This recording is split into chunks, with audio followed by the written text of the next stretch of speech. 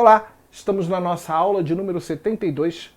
Na aula passada falamos de uma modalidade específica, a educação de jovens e adultos dentro da LDB. Nessa, vamos continuar falando de modalidades. Vamos falar da educação profissional, isso mesmo, educação profissional e tecnológica, em todos os níveis e etapas da educação.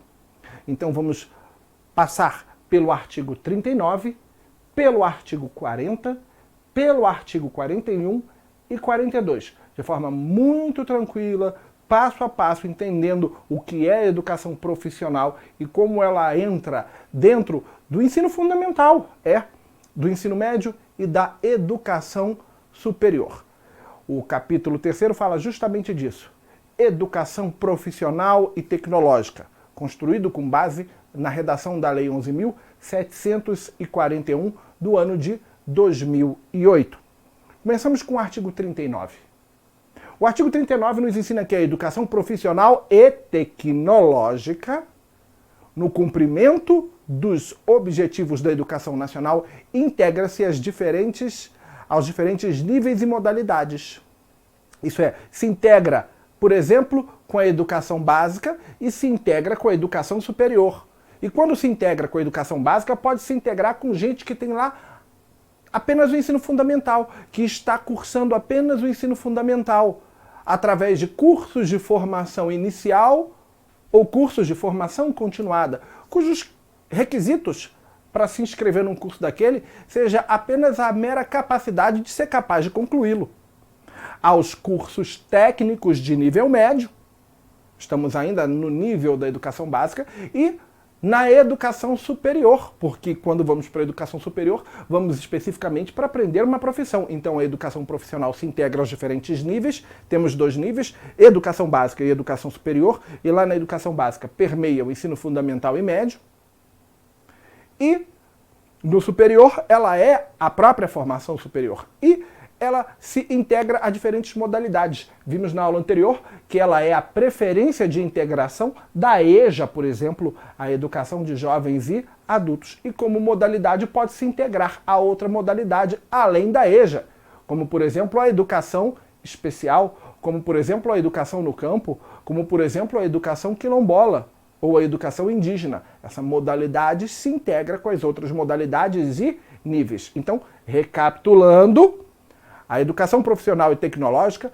no cumprimento dos objetivos da educação nacional, integra-se aos diferentes níveis, explicamos, e às outras modalidades de educação e as dimensões do trabalho, da ciência e da tecnologia. Perfeito? Então, vamos pegar isso aqui agora e transformar isso num gráfico, que é isso o mínimo de trabalho que o professor tem que ter. Então, a educação profissional e tecnológica, ela se integra aos diferentes níveis e modalidades, e ela se integra às diferentes dimensões do trabalho, da ciência e da tecnologia. E eu poderia ainda, se quisesse, ali desmembrar os níveis. Educação básica e educação superior. E eu poderia ainda, se quisesse, desmembrar as modalidades, colocando ali educação de jovens e adultos, educação no campo, educação indígena, educação quilombola. O que você está vendo aqui nesse gráfico, nesse esquema, simplesmente é o desdobramento do artigo 39 na forma de um esqueminha, perfeito? Você sempre utiliza o esquema para mostrar trabalho, zelo e atenção para com o seu aluno. Vamos fazer aqui uma visita ao artigo 21, só para você se lembrar que a educação divide-se em superior e básica, e que na educação básica, vamos vir para cá porque eu estou bem na frente, na educação básica, você tem no ensino médio, por exemplo, o ensino médio técnico, e no ensino fundamental você teria os cursos de formação inicial e continuada. Então eu fiz aqui uma remissão ao artigo 21 para mostrar onde a educação profissional como modalidade está presente. Na própria educação superior como um todo e na educação básica. No ensino fundamental, através dos cursos de formação inicial e continuada, e nos cursos de ensino técnico lá no ensino médio. Na educação infantil, temos educação profissional? Certamente que não. Por isso que na educação básica eu destaquei aqueles dois com marcações em vermelho. Na educação infantil não existe aí um trabalho de educação profissional, não é esse o seu objetivo. Bem, parágrafo 1º. Os cursos de educação profissional e tecnológica poderão ser organizados por eixos tecnológicos. Destaque essa palavra, eixos tecnológicos, possibilitando a construção de diferentes itinerários formativos, observadas as normas do respectivo sistema de ensino. Perceba que isso se coaduna com muito do que nós estudamos lá no ensino médio, lá naquela quinta área, naquele quinto itinerário de formação ou formativo que estudamos lá no artigo 36 da LDB. Mas aqui, as áreas profissionais que estamos falando, que estamos nos referindo, são as 20 áreas do Catálogo Nacional de Cursos. As 20 áreas do Catálogo Nacional de Cursos. Estas áreas são agropecuária, artes, comércio, comunicação, construção civil, design, geomática, gestão, imagem pessoal, indústria e do lado de cada uma delas eu coloquei aqui a respectiva carga horária. Acabaram? Não, são 20. São 20. Temos ainda informática com 1000 horas, lazer e desenvolvimento social com 800 horas, meio ambiente com 800 horas, mineração, química, recursos pesqueiros, saúde, que eu gosto de destacar, com 1.200 horas no mínimo para qualquer curso técnico na área, tem que ter pelo menos 1.200 horas, telecomunicações, transporte, turismo e hospitalidade. Estas são justamente, volta aqui, olha lá, vamos voltar, volta mais um, são justamente o que estamos falando aqui, esses eixos tecnológicos, são os 20 eixos que constam do Catálogo Nacional de Cursos Técnicos, perfeito? Então, estamos destacando e exemplificando que eixos são esses e as cargas horárias mínimas de formação em cada um destes eixos. Muito bem, vamos agora para a leitura do parágrafo 2º. A educação profissional e tecnológica abrangerá os seguintes cursos. Todos eles você já conhece, já falamos deles em aulas anteriores. O primeiro, no inciso 1º, são os cursos de formação inicial e continuada ou qualificação profissional, cujo critério para se inscrever em um desses cursos, dependendo da natureza do curso, é óbvio, é a mera capacidade de ser capaz de concluí-lo, não havendo aí um requisito de escolaridade mínima, por isso ser acessível, inclusive, a alunos do ensino fundamental. O segundo, estudamos por ocasião da reforma do ensino médio, quando tivemos as aulas sobre a reforma do ensino médio, lá no artigo 36, no 5º itinerário pedagógico, que falava da formação profissional, falamos dos cursos de educação profissional técnica de nível médio. E o terceiro são os cursos de educação profissional tecnológica de graduação e pós-graduação. Não confunda um curso de educação profissional tecnológica de graduação e pós-graduação com os cursos de tecnólogos. Os tecnólogos geralmente são formados em cursos sequenciais por campo de saber. São cursos superiores, mas não equivalem à graduação ou pós-graduação. Então, um curso na área tecnológica de graduação e pós-graduação é uma coisa, e um curso de tecnólogo é outra. Geralmente, o tecnólogo é aquele curso sequencial por campo de saber, que vamos estudar lá no artigo 44, perfeito? Então, só não confunda aqui nesse momento. Parágrafo 3º. Os cursos de educação profissional e tecnológica de graduação e pós-graduação organizar-se-ão no que concerne a objetivos, no que concerne a características e duração, de acordo com as diretrizes curriculares nacionais estabelecidas pelo Conselho Nacional de Educação. Há diretrizes próprias para a organização destes cursos. Então, só a título de ilustração, a gente deixa aqui o gráfico, que é comum, a educação profissional e tecnológica. Ela terá objetivos, características e duração organizados de acordo com as diretrizes próprias para esta modalidade. E que diretrizes são essas?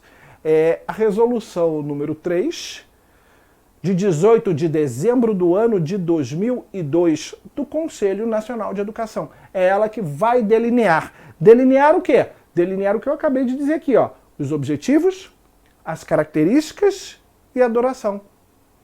Eu preciso comentar essa diretriz em sala de aula com meu aluno? Não, porque você não vai aprofundar nesse tema. Com certeza ele não estará no edital da prova do aluno, mas é importante que você mencione para que ele anote, para que se um dia ele precisar, ele saber que está lá nas notas dele, a diretriz que regulamenta a matéria. Perfeito? Então, temos aí as diretrizes curriculares, que vão definir os objetivos, as características e a duração dos cursos. A diretriz número 3, de 18 de dezembro do ano de 2002, do Conselho Nacional de Educação. Artigo 40. A educação profissional será desenvolvida em articulação com o ensino regular ou por diferentes estratégias de educação continuada, em instituições especializadas ou em ambiente de trabalho. Já entendemos isso com base em toda a bagagem que nós temos. Se eu tenho educação profissional funcionando articulado com a educação de jovens e adultos, se eu tenho educação profissional funcionando articulada com outras modalidades, como a educação indígena, como a educação quilombola, como a educação do campo, porque eu não vou ter a educação profissional funcionando articulada com o ensino regular? É claro que eu a terei também articulada com o ensino regular. Perfeito?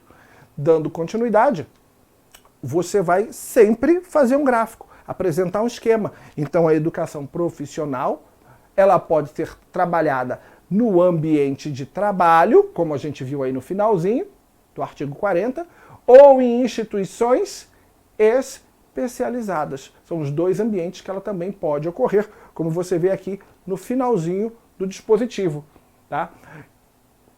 Articulada com o ensino regular ou por diferentes estratégias de educação continuada em instituições especializadas e no ambiente de trabalho. Então, os dois locos você destaca utilizando o esqueminha.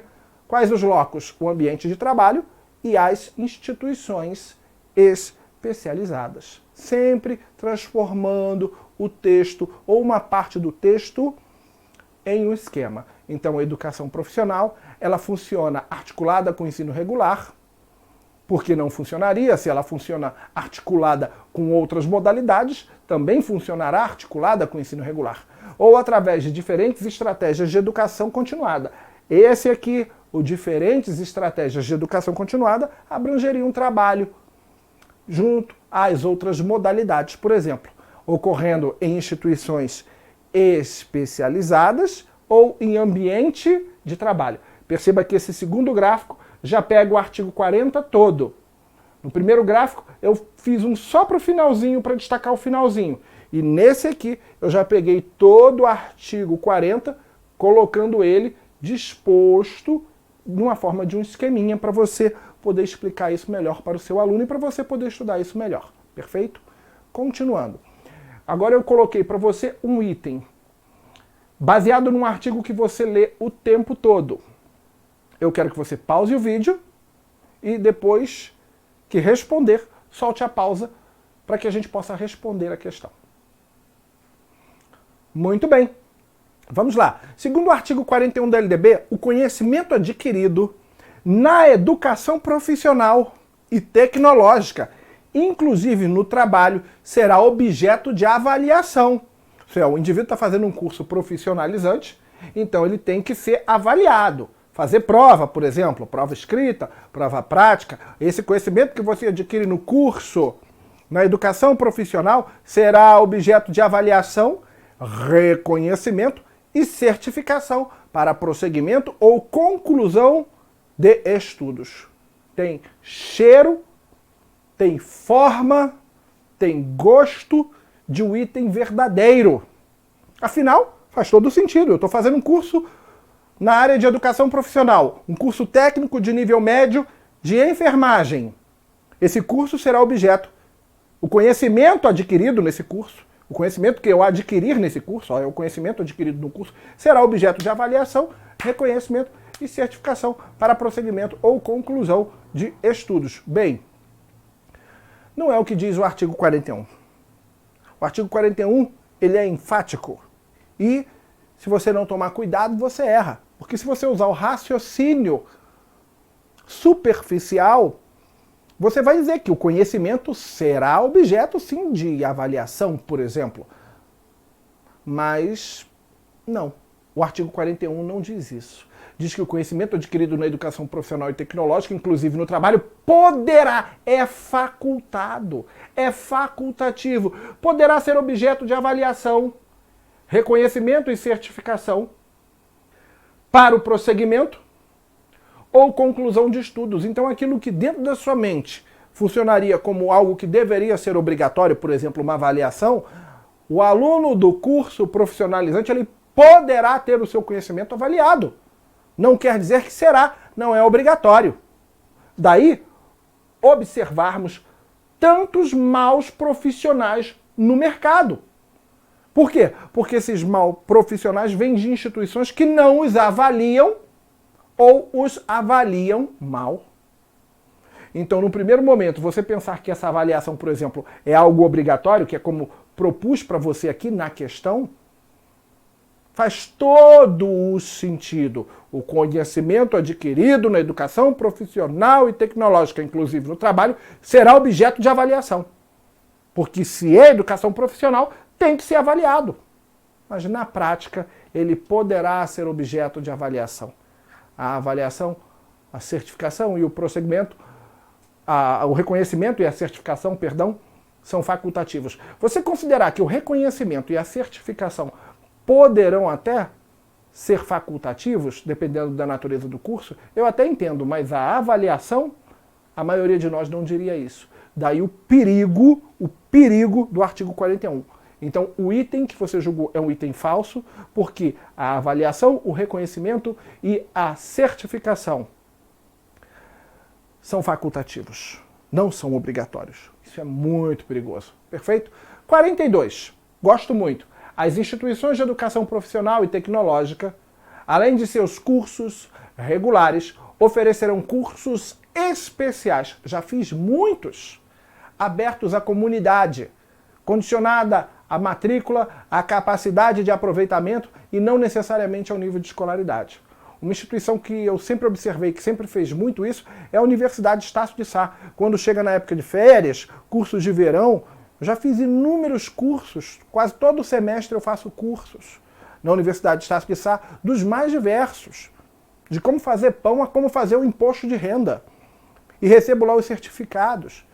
E é muito legal, porque o único requisito para você fazer aqueles cursos de verão, cursos de férias, são a capacidade de você concluir o curso. Então você tem gente de tudo que é nível, de tudo que é lugar naquelas salas de aula. É um barato.